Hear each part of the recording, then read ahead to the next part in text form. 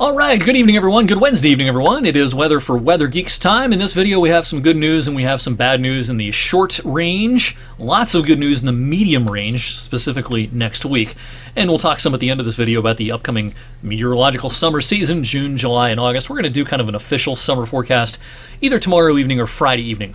Probably Friday evening here on Weather for Weather Geeks. In the meantime, today before I went off to work, I did have the opportunity, the privilege, to speak at Newton Falls Public Library. I visited the same library before the eclipse last year and talked about the upcoming total solar eclipse last April, but the subject today was a little more somber, of course, because this week is the 40th anniversary of the May 31st, 1985 tornado outbreak, and so I've had an opportunity to speak at a few different venues in the last couple of weeks about what happened that day, why things transpired that way. We had a great crowd, lots of good questions. Thanks to everyone who was in Newton Falls and attended this session today at the library. One of the things we talked about, in addition to all the specifics about May 31st, we just talked about, how climatologically speaking, southern Trumbull County is probably our most tornado-prone part of our entire TV viewing area. Look at all the tornadoes that have happened really since 1950 in southern Trumbull County, highlighted, of course, by the F5 in 1985, but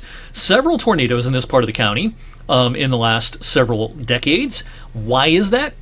There's not really a good reason, to be honest. We like to have good reasons for things, but sometimes when it comes to weather, things just happen by chance. It's happenstance, and I think this is one of those cases. Now, you can make an argument that the northern half of Trumbull County, and especially off to the north of there, is influenced by Lake Erie. During the most tornado-prone time of the year, which in our part of the world tends to be May and June, the lake is still pretty cold.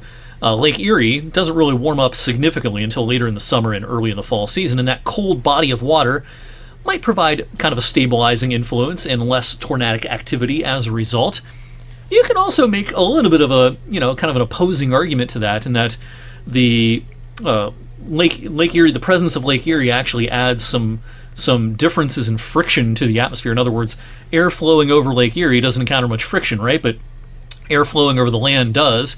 And sometimes when you get a difference in the friction going on in the low levels of the atmosphere, you can actually get more spin, more helicity as a result. And, an argument can be made that tends to enhance tornadic activity. But, more often than not, I kind of think this climatological fact is just more happenstance than anything. All right, today was a real clunker weather-wise, that is for sure. 50s for highs today. Our high officially 57 at the airport today, just 2 degrees warmer than the all-time record cold high temperature for today. That's 55. So it was one of the coldest May 28ths on record for our area. And if you, picked up your smartphone today and dialed up the Storm Tracker 21 app, or really any other weather app, and looked at the radar, you didn't see a whole lot today. It was one of those days that we see in the warm weather season sometimes. It's a little more common in the winter with flurries, but sometimes we'll have light precipitation, in other words, mist and drizzle occurring, and not much is being graphically displayed on radar systems. And that's because, the radar beams in our region were served by the Cleveland and Pittsburgh Weather Service offices. They both have Doppler radar sites near their offices. Those beams go up in height through the atmosphere as they travel farther away from the radar site. That's because of the curvature of the Earth. And by the time those beams are over most of our viewing area, they're a few thousand feet up. Well, if you have low clouds and light precipitation falling out of those low clouds, that can be kind of invisible to the radar. And yeah, today was one of those days. There wasn't much on the radar, but you definitely noticed it was raining lightly for a lot of the day. I know on my way to work today, I was using the wipers most of the time, and, well, as you would expect on a day like today, the rainfall total has been fairly modest. I mean, we're talking about a few hundredths to a couple of tenths in most places earlier on today. All right, radar as of 7:20 p.m. still doesn't show a whole lot, and there can be some mist or some drizzle here and there as we go through the evening. Now, I do think the sky has a chance of clearing for a time tonight. If we do see some clearing, and again, I think there's a decent chance of that, we've got a lot of moisture sitting near the ground, and I'm not going to be surprised if we have some fog setting up late tonight, tomorrow morning. Here's a model animation of the visibilities through tomorrow morning. This isn't verbatim as it's going to go, but it gives you a sense as to what is possible, that there will be at least some pockets of reduced visibilities for Thursday morning. But overall, a better day coming our way on Thursday. We'll lose any fog. We'll have a mix of sun and clouds on balance. Might there be a shower in the afternoon? Yes, but it's a low chance. I wouldn't cancel any outdoor plans. It's just going to be a better day than today. Temperatures today in the 50s. I think we'll have a good shot at hitting 70 tomorrow afternoon. Now, Friday's forecast is a little more of a challenge. Yeah, today's modeling wants to bring this low-pressure system just far enough to the north that a pretty good chance of rain Friday, much of the day, in places like Cincinnati, Athens, Morgantown. But this far to the north, it's still a little bit of an open question. We raised our rain chances for our Friday forecast. I suspect the highest chance of a period of light rain on Friday will be in areas south of Interstate 80 and perhaps south of 224 especially. But we're not going to be able to rule out at this point it turning into a pretty soggy day. Again, I kind of suspect that's more likely in our southern areas than our northern areas. One thing for sure, a cold front's heading our way at the start of the weekend. I'll back up the animation here to the early morning hours on Saturday. That front rolling through right around daybreak, perhaps. Some showers along it. But once we lose those showers Saturday morning, smooth sailing the rest of the weekend. Now, it's going to be a cool weekend. We're not going to click into this warm pattern just yet this weekend. That's going to be next week. Temperatures will struggle this weekend for May 31st and June the 1st. These temperatures, of course, well below the average. 62 Saturday, 66 on Sunday, but an increase in sunshine Saturday afternoon and then a good deal of sunshine for the day on Sunday. Then next week looking much, much better. We're talking 80s and sunshine by midweek.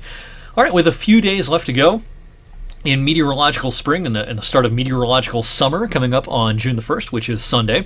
We're going to be talking about the summer forecast in the next couple of evenings. And one thing I wanted to show you this evening is my analogs that I'm using to create a summer forecast this year. That doesn't mean this is exactly what the forecast is going to be, but it's a tool. We pick out some years that we think bear some similarities in the atmosphere and what's going on in the oceans to this year. Those similarities can produce similar weather patterns, perhaps, in the summer that we had in those previous years. So the list is 2021, 2018, 2012, 2008, 2001. What do these years have in common? Well, one of the things, most of these years are what we call ENSO-neutral years, and ENSO-neutral years coming after a La Nina. We had a La Nina winter. We're in ENSO-neutral, neither La Nina or El Nino right now. That'll be the case over the summer as well. And when you stitch all those summers together, this is what you get temperature-wise. Pretty hot summer in the upper Midwest and the Rockies. Warmer than the average, favored in the northern tier of states, but around here it's not a real strong signal. And I kind of think that's probably how the summer's going to go. Are we going to have a cooler than average summer? I doubt it. And again, I've heard all the comments in the last couple of weeks that how we're going to have a cool summer because it's cool here in May. Well, there's really no correlation between those things. I think the summer as a whole will average out to be warmer than average. But by a big margin, I'm doubtful of that, and I don't think it'll be a memorable summer temperature-wise. We'll talk about temperatures and precipitation for June, July, and August in a little more detail in the next couple of videos, and Friday evening, I suspect, we'll kind of do that official summer 2025 forecast as we get set to head into a new meteorological season at the beginning of the new month on Sunday. In the meantime, thanks for watching Weather for Weather Geeks on this Wednesday evening. Have a great rest of your night. I'll see you back here on Thursday.